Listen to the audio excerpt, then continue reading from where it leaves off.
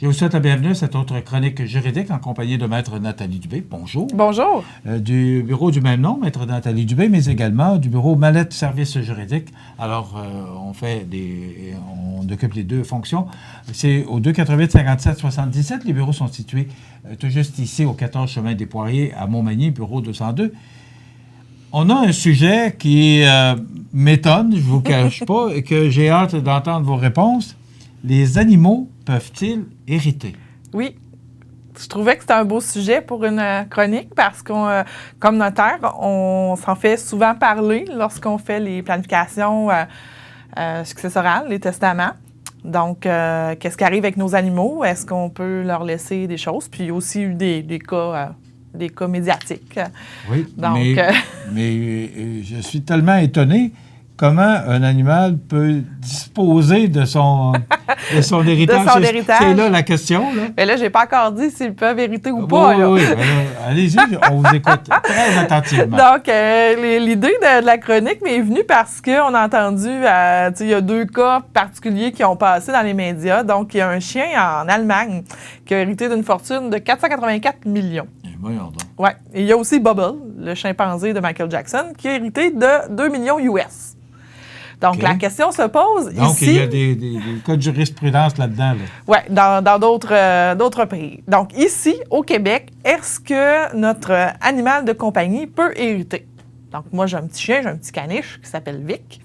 Donc, est-ce que je peux lui léguer une partie de ma fortune ou est-ce que je dois faire autrement? Vous êtes chanceuse, vous avez une fortune? Une grosse fortune. Donc, au Québec, les animaux sont considérés comme des biens. Donc, juridiquement, là, dans le Code civil, un animal, c'est comme un bien. C'est comme la table, le crayon, notre compte de banque. Donc, même si en 2015, ça aussi, ça avait fait les médias, qu'il y a eu une jurisprudence, donc un jugement qui définit dorénavant les chats, les chiens, les lapins, les chevaux, les moutons, les bœufs, les porcs, les chèvres, là, je regarde mes notes là, et leurs hybrides, ainsi que certains animaux élevés pour leur fourrure comme des êtres doués de sensibilité ayant des impératifs biologiques. Mais ça n'en fait pas plus des personnes au niveau civil. Ce sont des biens. Donc, la réponse au Québec, les animaux ne peuvent pas hériter. Mais là, ce que vous nous dites, c'est qu'ailleurs, ça se fait. Oui, ailleurs, ça se fait. Donc, aux États-Unis, certains autres pays, mais ici, ça ne se fait pas.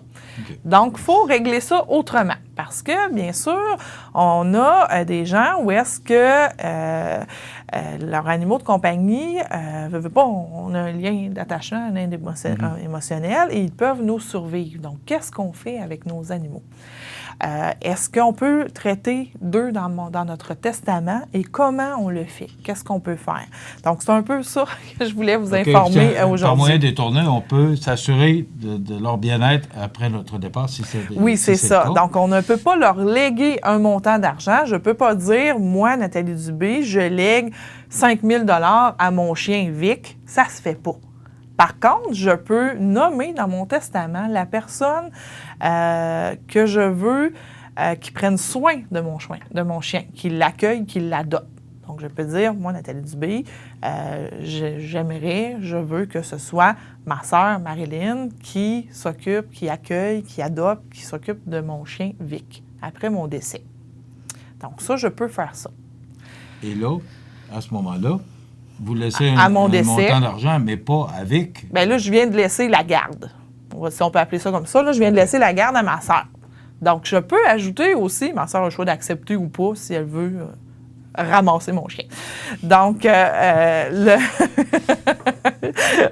faut en rire, parce que des fois, j'ai des situations cocasses versus les animaux. C'est là qu'on voit que vous, dans votre pratique, vous voyez toutes sortes de choses que nous autres, on n'imagine pas que vous allez vivre. Non, c'est ça. Là, on parle de garde, je vais utiliser ce terme-là, mais on a des animaux qui valent beaucoup d'argent. Si on prend les chevaux, si on prend des fois des chiens qui sont entraînés, qui ont gagné des prix, que leur semence se revend à des milliers de dollars, c'est important de le traiter dans notre testament. Donc oui, je peux nommer la personne qui va accueillir. Ça peut être autant de personnes que dire qu'on veut que ce soit la SPCA, un certain organisme aussi, on peut mentionner ça. On peut aussi léguer une somme d'argent à la personne qui va accueillir notre animal. Donc, c'est sûr qu'il faut que ce soit relié au fait de prendre soin de notre animal. Parce que je ne peux pas dire, je laisse 5 000 $ à ma sœur, puis je lui laisse la garde de mon chien, mais si elle ne prend pas le chien, il faut que le 5 000 n'aille pas à ma sœur. Donc, je dois arrimer ça. Fait que c'est pour ça qu'on prend il y a 2 chemins possibles. Il y a le legs à charge et il y a la fiducie. Donc, la fiducie, on va parler des cas qui peuvent s'appliquer pour ça. Le legs à charge, donc, c'est ça. Je lègue 5 000 $ à ma sœur à la condition qu'elle prenne soin, qu'elle accueille, qu'elle adopte mon chien. Donc, et qu'elle en prenne soin jusqu'à la fin de ses jours. Ouais. Là vient la difficulté de notre chien aujourd'hui. J'ai 40 ans, mon chien a 3 ans, je devrais lui survivre. Donc, en principe. J'espère. Je vous le souhaite. J'espère. Je devrais lui survivre. Donc, là, il faut voir, est-ce que c'est tout animal que je posséderai lors de mon décès? Est-ce que c'est spécifiquement pour le chien que j'ai présentement? Là, on voit d'autres sous-questions. Donc, si Vic est décédé et que ensuite j'ai un autre caniche qui s'appelle Christelle, est-ce que le legs s'applique à Christelle aussi ou c'était juste pour Vic? Parce que Vic, je l'aime beaucoup, puis Christelle, finalement... on le connaît pas. On le connaît pas encore, puis peut-être qu'on a fait un mauvais choix. Donc, fait qu'on voit on trouve ça rigolo aussi en chronique, mais lorsque je suis avec une personne, on pose des questions, il faut y répondre, là, parce que moi, je dois écrire quelque chose et je dois m'assurer. J'ai toujours, c'est un casse-tête, il faut que j'imbrique les morceaux ensemble, parce que peu importe la situation qui va arriver, je veux pas que vous ayez à le refaire, votre testament. C'est drôle, hein? Je travaille contre moi. Donc, j'aimerais ça, que votre testament, parce que c'est déjà difficile de prendre la décision, le faire, le signer. Si en plus, je vous le rédige, que vous êtes obligé de le modifier à chaque fois qu'il arrive un petit quelque chose, vous m'aimerez pas, là. Puis moi, j'aurais pas l'impression que j'aurais fourni le bon conseil puis vous accompagner jusqu'à la fin. Donc, il faut prévoir ça. Est-ce que c'est celui que j'ai présentement ou tous ceux que j'aurai après et tout ça? Faut prévoir aussi, c'est possible de le faire. Tout est possible. Il faut prévoir aussi le montant. Le montant, il y a une différence entre justement quand le chien a 3 ans ou le chien est en fin de vie. Là, je parle de chien, mais c'est autant chat et on comprend. Là, le singulier comprend le pluriel, le chien comprend le chat, l'oiseau, le perroquet, tout ça.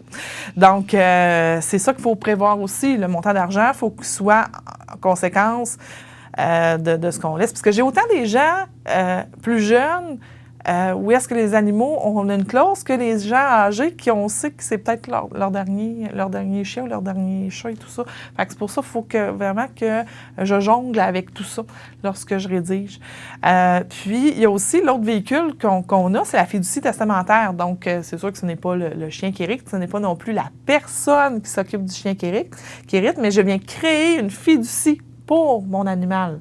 Donc, l'argent va être dans cette coquille-là, qui a un compte de banque et qui va, avec des règles très précises sur de quelle façon on doit utiliser l'argent pour l'animal qui me survit. Donc, un genre de dépôt mensuel, ça peut être ça? Ou c'est un montant qu'on utilise dans la succession. Donc, il peut y avoir un 20 000 déposé dans un compte en fiducie. Puis, il est géré pour l'animal jusqu'à son décès. Ça, c'est pour éviter que la personne qui est devenue responsable, là, vous n'êtes plus là. Parte en voyage avec l'argent du chien. C'est ça, là. Donc, c'est ça. C'est géré par une fiducie. Donc, on a un fiduciaire ou deux, sûrement 2, là, pour qu'on ait quelqu'un, peut-être que la garde, puis quelqu'un qui surveille le compte de banque. Puis, il faut avoir des règles très précises pourquoi on utilise l'argent pour le chien. Et quand le chien décède, bien là, ça peut être remis aux autres héritiers ou à une fondation pour les animaux, selon ce que la personne va décider. Mais, tu sais, c'est possible. C'est vraiment possible. Si on prend, il y en a justement, on prend, mettons, un cheval de compétition, là, je ne suis pas experte là-dedans, si on ne veut pas qu'il soit vendu à notre décès puis qu'il poursuive ses entraînements et tout ça, puis qu'on a les moyens de laisser des sommes pour que ce soit géré pour lui, on peut le faire. Et ça doit être à l'intérieur d'un testament. Oui, ça commence par ça. Là. Oui, ça commence par ça, si on veut que ce soit respecté, puis que les règles soient strictes, puis que ce soit utilisé pour l'animal. Donc, c'est important de bien... S'il n'y en a pas, si c'est pas inscrit, le chien... C'est pas inscrit, mais là, le liquidateur doit choisir, c'est parce que c'est le liquidateur qui a les pouvoirs entre les mains lors de votre décès, peut choisir où s'en va le chien, est-ce qu'il survit, est-ce qu'on le fait adopter, malheureusement, est-ce qu'on le fait euthanasier, c'est tout ça, là. Quand on a quelqu'un qui décède avec un animal, s'il n'a pas dit ce qu'il voulait ou s'il n'y a personne qui se porte volontaire pour l'adopter, le liquidateur doit faire en sorte que... Doit en disposer, peu importe. C'est ça. Donc, okay. Ça fait... Alors, on n'en a jamais parlé, mais moi, je trouve ça tellement important, c'est que il faut prévoir. On prévoit la maison, on prévoit tout le reste, mais il faut prévoir aussi si on a des animaux de compagnie ou peu importe, vous parliez de chevaux ou tout ça, il faut savoir qu'après, il faut qu'il se passe de quoi. Là. Oui, c'est ça. Il faut assurer... Parce que quand on en parle, on pense tous à notre chat, notre chien et tout ça, mais il y en a qui ont des animaux de compétition. Entraînés, qui ont des milliers de dollars d'investis sur cet animal-là. Ils ne voudraient pas que le liquidateur, suite au décès, que le chien... Mais j'entends les gens poser la question, je vais vous la poser. Je ne sais pas si vous avez la réponse, mais... On va voir. Qu'arrive-t-il à Bubble, puis quand un animal hérite de 2 millions de dollars, c'est quoi? Qu'est-ce qui se passe? L'animal ne peut pas disposer de son argent. Oui, ça, aux États-Unis, eux, les animaux peuvent hériter, mais là, j'imagine qu'il y a quelqu'un qui est en charge du compte. Là, j'ai pas vraiment la réponse. mais ça revient un peu à ce que vous nous disiez qu'on doit faire ici. Ouais. Ça prend une personne qui doit gérer. Doit gérer ça. Et s'assurer que c'est vraiment pour les besoins de l'animal en question. Mais il faut aussi mettre les règles. Si l'animal décède, qu'est-ce qui arrive? Ça ne peut pas rester dans un compte puis jamais être utilisé. Il faut tout encadrer la gestion de l'argent qui est laissé pour l'animal qui nous survit. Là. Honnêtement, je vous dis que moi, j'ai d'apprendre aujourd'hui qu'on peut et qu'on doit, pas qu'on peut, on doit prévoir notre départ par rapport aux animaux de compagnie qu'on a à la maison. C'est important. Oui, c'est certain. Est-ce que vous en faites beaucoup? Est-ce que les gens y pensent? De plus en plus. Oui. De plus en plus. Ou c'est vous qui le faites penser? La question, souvent, m'est posée avant que je me rende à cette question-là. Donc, c'est sûr qu'on commence, on a quand même une certaine nomenclature. Là, on y va, elles sont les étapes. Puis souvent, les gens devancent. Mais là, mon chien, mais là, mon chat, mais là, mon lapin. Bon, j'ai de tout, là. J'ai des perroquets aussi, qui valent plusieurs milliers de dollars, là. Qu'est-ce qu'on fait avec? Donc... on revient à l'importance d'un testament. Oui, vraiment, ça, on ne le dira jamais assez. Il y a 50 des adultes majeurs qui n'en ont pas. C'est certain que le Code civil pallie à plusieurs situations, mais ce n'est pas nécessairement ce que l'on désirerait. Donc, c'est important de préparer, malheureusement, notre décès, parce que ça va arriver un jour. Donc, les animaux peuvent-ils hériter? C'est non. La réponse, c'est non, mais on doit y penser. Penser à eux quand même dans notre testament. Alors voilà, ça complète. Si vous voulez avoir plus d'informations justement à cet effet, mais vous devez toujours avoir en tête que si vous avez des animaux, ça doit faire partie du testament. Sinon, le liquidateur devra en disposer, peu importe la façon. J'ai l'impression que le liquidateur va essayer de faire le maximum avant d'en arriver à l'euthanasie. Mais sinon, ce sera la dernière solution. Alors, peut-être, vaut mieux prévenir que guérir. Alors, les animaux peuvent-ils hériter? C'est non. Mais vous devez, dans votre testament, inclure cette clause-là. C'est important. De toute façon, Maître Nathalie Dubé est là pour vous conseiller à cet effet. Vous pouvez la rejoindre au 248-57-77, Maître Nathalie Dubé, du bureau de notaire du même nom, et de Maître Dubé qui fait partie également de l'équipe de Mallette Services juridiques. Exactement. Alors, on est situé dans l'édifice chez Mallette, au 14 chemin des Poiriers, bureau 202. Voilà, ça complète. Merci beaucoup. C'est très intéressant comme chronique. Merci. On se retrouve dans 2 semaines. Voilà, ça complète.